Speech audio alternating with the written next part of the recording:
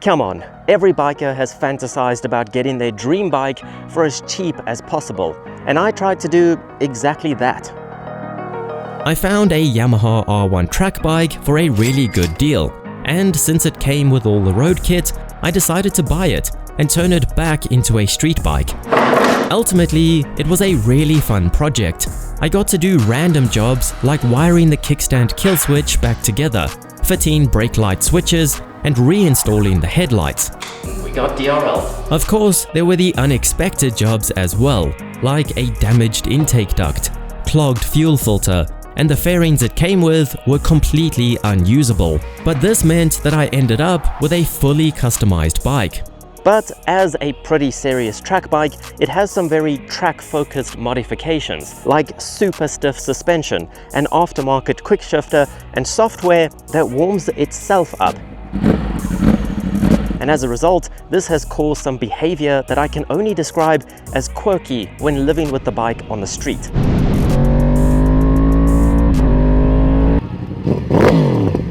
Okay, before we get to its quirks though, I have to come clean. It's now been about 2 months since I got this thing up and running and rideable, and I still haven't finished it. So we should probably do that. So now I want to make the cockpit look a little bit better, since this is what I see while riding, and in the process I'm going to make it fit me a bit better as well. Because I finally have the brackets needed to attach the belly pan pieces. I have a brake reservoir bracket that isn't homemade, stock clip-on handlebars, and beautiful new levers. So on the clutch side, we actually have this Li-Tech folding lever, which is really cool, but it's scratched on the end here. However, on the brake side, we have a stock lever. The bike did come with a matching Li-Tech lever that wasn't even scratched.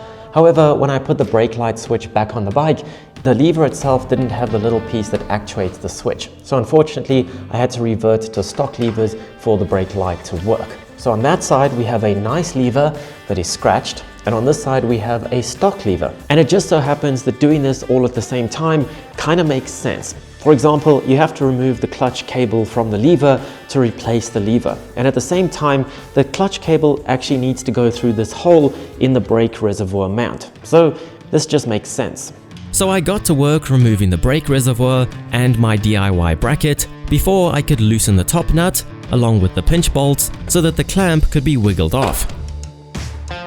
Next, the switchgear on each side had to go, as well as the throttle tube and both levers. Then, after loosening the pinch bolts on the clip-ons, they could just slide off the top of the fork tubes. Now the process gets reversed more or less. I slid the new right-hand clip-on into the throttle tube and then put it over the top of the fork tube. The left-hand grip also needed to be transferred over, but I may have forgotten that the lever had to go on first, so back off it came. But then, with both clip-ons over the fork tubes, I installed the new reservoir mount, put the top clamp back on, and tightened everything up in the correct sequence. The new handlebars even get bolted to the top clamp, so you're 100% sure the bars are at the same angle. And with the switchgear back in their new homes, it was now a good time for that left grip to go back on for the final time, hopefully. So these are full-length levers. They're black with blue dials to match the R1. And I wish you could feel the tactile feedback on these dials. It's really satisfying. So I always wanted a set of ASV levers on my motocross bike because quite a few guys I rode with had them and they always looked and felt amazing. But I honestly didn't know they made any for street bikes. It makes sense because I mean, if you make levers, you might as well do all bikes, but I never stopped to think about it. So when they offered to send me a set for my R1, I was really excited. And these were super straightforward. On the brake side, you just remove the pivot and swap out the levers. The clutch side is pretty much the same, but it requires you to loosen off all the tension in the clutch cable first and unhook it from the lever. And while I was at it, I fed the clutch cable through my new reservoir bracket as well. And just like that, the cockpit looks 100 times better, except I still need bar ends. There's always something. So these are the brackets that I need to mount up these belly pan sections. There's like 6,900 of them, and to be honest, without a parts diagram and referencing every single part number on each of these bags, I have no idea where they go, and I still need to get bolts for them. So, I mean, you get the idea. I think I'm gonna just do it tomorrow. What's another day? Living with my dream bike has been everything I'd hoped it would be, and I don't regret buying this example of a used R1 for a second. But with that being said, here are its quirkiest of quirks due to its track history, in order from least important to the ones I'd like to fix. Number 1, it breaks down every now and then. Now, I know that sounds like a deal breaker, right? But in its defense, it's not its fault. Along with the HM quickshifter, it also has HM software that allows the bike to warm itself up. So you just push this button here when you turn the bike on, or hold it. I'm still not exactly sure on the correct sequence because it seems to behave differently every time you do it. But the point is, you initiate it with this button here, and then when the coolant gets to a certain temperature, the bike will start its sort of sequence to warm it up. It'll start blipping the throttle in various ways.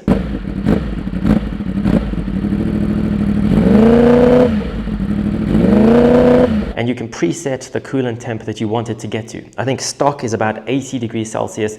This is set closer to something like 60, I think. As you can probably imagine, it's not a super useful feature in everyday life. And to be honest, I haven't even used it since I showed it off as a gimmick to everyone I know. It is cool, but it's kind of useless. But the other day, I found a real use for it. You see, I always start my bikes after washing them, just so that it blows out any water in the exhaust or gets rid of any water sitting on the engine anywhere. And the other day, I had the brilliant idea that I could get it to warm itself up while I continued to pack away the pressure washer, saving me infinite time. You know, handy. But then when I went to start it after pushing that warm-up button, it wouldn't even start. It just cranked. But like I said, it tends to behave a little bit differently every time you use it. So I didn't really think anything of it. I just switched it off and on again, started it normally, and it was good to go. The next day I went to ride it, and for the first 10 minutes, it behaved completely normally, until suddenly, as I got home, the throttle stopped responding. Very lucky that I was right at home and not in the middle of nowhere, but it gave me a check engine light and the number 59. After doing some research, I learned that the number 59 means that it's a throttle position sensor error, which corresponds with the fact that my throttle didn't work at all. The problem is that at home, I don't have any tools. They're all here. But eventually, the code seemed to disappear and the throttle was responding, it was starting, it seemed normal. So I decided that before I ventured further, I would just go and fill it up with fuel. And it made it pretty much all the way to the petrol station until it did it again. Luckily, it was a downhill all the way to the fuel station, so I just rolled there, and then it's close to home. So I walked home, grabbed my pickup, and believe it or not, I bought ramps the day before so that I could pick up the Honda.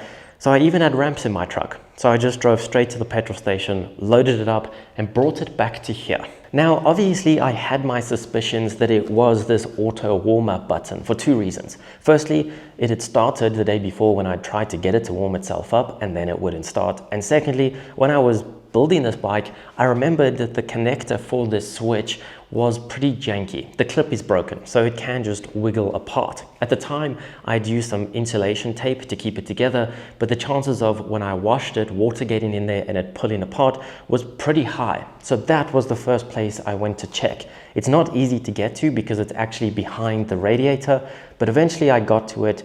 It was sort of pulled apart. So this time I used zip ties and tape to keep it into place. And ever since, it's been perfect. But that's an issue that an R1 without a track history will never give you. Number 2, the quick shifter gets stuck while downshifting. This generation of R1 was the first one to come standard with a quick shifter. However, at the time, they were only able to clutchless shift on the way up. They didn't work on the way down. So that's the main reason why you'd want an aftermarket quick shifter on a bike like this, so that you can get clutchless shifting on the way up and the way down. It makes a huge difference on the racetrack.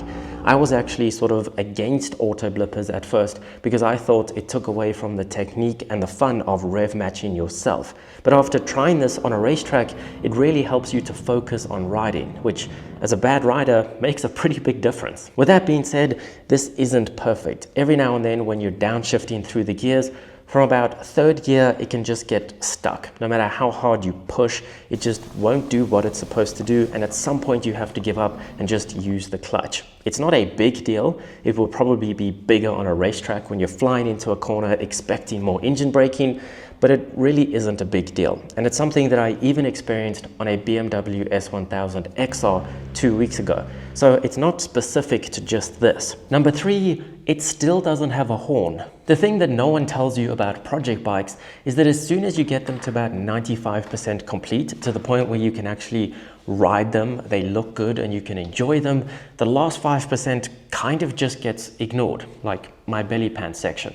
Because I could never find the cable to plug the horn in on this bike, and I still haven't. I have no idea where it is, but luckily I have the Loud SC project that is now my replacement horn. Number 4, the brake pressure indicator doesn't work. Like all track bikes, this bike got an ABS delete. So now instead of your brake lines running from your master cylinder to the ABS pump and then to the brake calipers, the lines just go straight from the master cylinder to the caliper, like God intended. So the ABS pump is still under the seat, because if you were to just unplug it, the bike would throw an error code. And an official plug to get rid of it and not upset the bike is quite expensive. So I do still have some dead weight that goes everywhere with me, but it's not interfering with my braking at least. If you have ever watched a review of an R1 like this, you'll know that the number one complaint is always the brakes. But what a lot of people don't tell you is that the problem is not the hardware. It's not the calipers, the discs, or the master cylinder. The problem is the ABS pump. It just gets in the way. It'll always slow you down on track and takes away from feel and bite. So that was one thing I was always concerned about with this bike, was that the brakes would disappoint me. I thought that the calipers were just not quite up to scratch. They don't have that fancy word Brembo on them. I don't know if you've heard of them. They're usually quite good. But I have to say that the brakes on this, without the ABS pump interfering, are exceptional. I think it also has pretty good pads, and once they're heated up, the brakes are fantastic. Good one-finger braking. But one of the features that you will lose by bypassing the ABS pump is the brake pressure indicator on the screen here. Now obviously, it's just a gimmick. It serves no purpose and makes no difference, but the fact that it's on the screen and never works bothers me a little bit. Number 5, the aftermarket clip-ons were better. You know how I took off my aftermarket clip-ons and put on these stock ones? Well, the aftermarket ones were better.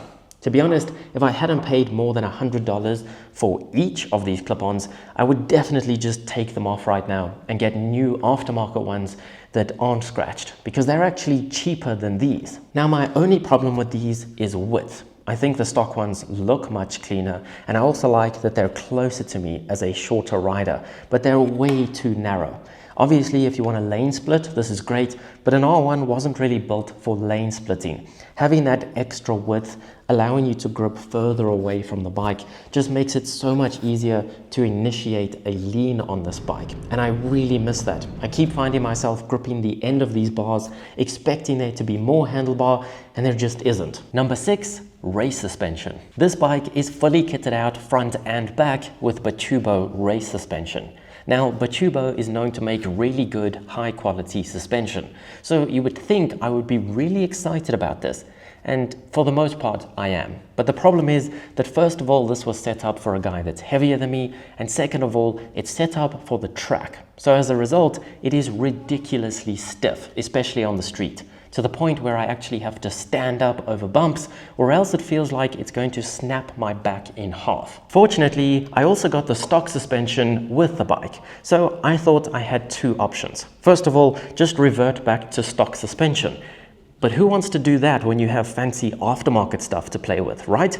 So then I was under the impression that I'd need to change the springs in the forks and on the shock to suit my weight. But the other day, I took the bike to a local shop that managed track bikes, and they didn't seem to think that changing the springs was 100% necessary until we played around with the clickers and the preload. So first of all, they adjusted the preload for me, which I didn't even know you could do on these forks, because if you try and turn these clickers, nothing happens. Turns out that's because you have to lift the weight off of the front end entirely to even turn these knobs. So they taught me that. Then they also taught me that the caps on these forks are the wrong way around. Normally you're supposed to have rebound on the right and compression on the left, and these caps are switched. So although they're still adjusting the correct thing within the forks, they're labeled incorrectly. So I was at the racetrack adjusting my rebound, when in actual fact it was my compression. You live and you learn. Number 7, bipolar speedo. Another alteration this bike had for the track is gearing changes, so that it accelerates faster out of corners, but it won't get the same top speed, which is perfect for the racetrack, perfect for the road too, because it'll be more fun accelerating quickly, and you're never going to get to its top speed on the road anyway. But unfortunately, these bikes use gearbox speed to determine what your speedometer tells you. So when you change your final drive gearing, that screws with the speedometer. So sometimes I'll be on the highway cruising with all the other traffic, and it'll tell me I'm doing 170 kilometers per hour. And the chances of everyone else also doing 170 is pretty slim. And other days I'll be sitting with traffic and it'll tell me I'm doing 120 kilometers per hour, which is much more accurate. It just seems a bit bipolar. But the moral of the story is that I'm not going to waste my time blurring my speedo anymore, because it's probably just lying anyway. And finally, number 8, excessive popping. Everyone enjoys a few crackles and pops on the overrun when you shut off your throttle and it burbles a bit. It's really satisfying. But this is how my R1 behaves.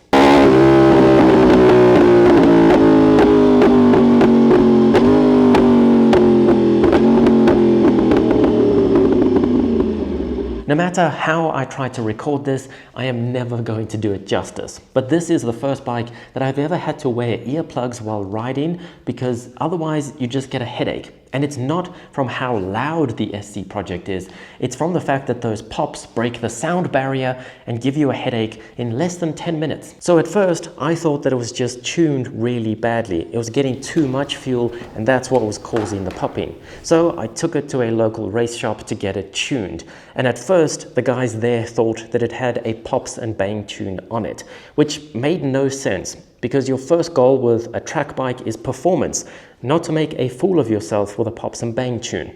But once the guys got inside the ECU, they learned two things. First of all, they were the last ones inside the ECU. They were the last ones to dyno it and to tune it, which is pretty cool. So they were able to tell me what it made on the dyno.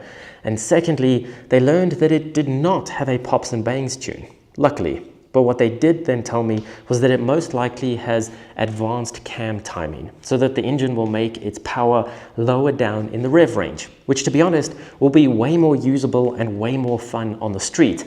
But it does mean that it's going to continue to do its popping, which I really dislike. And the only way to fix that is to take the whole engine out. So it's not doing any damage, and it's going to be a lot of effort to get it fixed. So ultimately, I think I'm just going to soldier through this one and live with it. But if you see me doing my pops and bangs around town, just know it's not a stupid tune. So yes, an X-Track bike is quirky, but in a way, I think that makes it more fun. Riding around all these quirks forms a different kind of bond with a bike, and even the idea of it being a handful makes me feel special, which of course is complete nonsense, but if it makes me happy, then it's worth it. Honestly, I feared that when I got this bike on the street, I would hate all the issues, despise its history, and just want to get rid of it. But it's been the exact opposite. So next time you see your dream bike going cheap, take a chance on it. But please note that I will not be held liable for all its quirks.